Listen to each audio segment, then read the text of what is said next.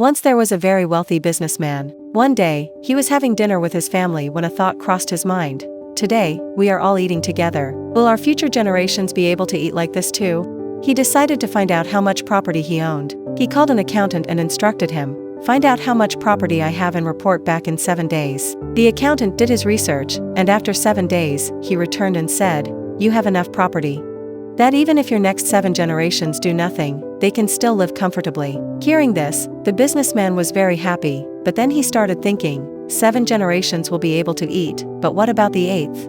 This thought kept bothering him. One day, he went to a wise sage and told him the entire story. The sage said, "Do me a favor. 5 kilometers east of here, there is an old grandmother living there. Go and give her 2 kilograms of flour." The businessman smiled and said, "We'll give it right now." He immediately went to the grandmother and said, "I have brought 1 quintal of flour for you. Please keep it." The grandmother replied, "Son, I don't need it." The businessman asked, "Why?"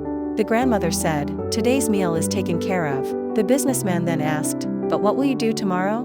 The grandmother replied, "Son, I don't know what will happen tomorrow. I don't worry about it." The businessman was astonished to think, what kind of grandmother is this, who doesn't even think about tomorrow? Then he understood why the sage had sent him there. This short story teaches us that if you spend your life constantly worrying about what will happen tomorrow, you will never be able to live in the present.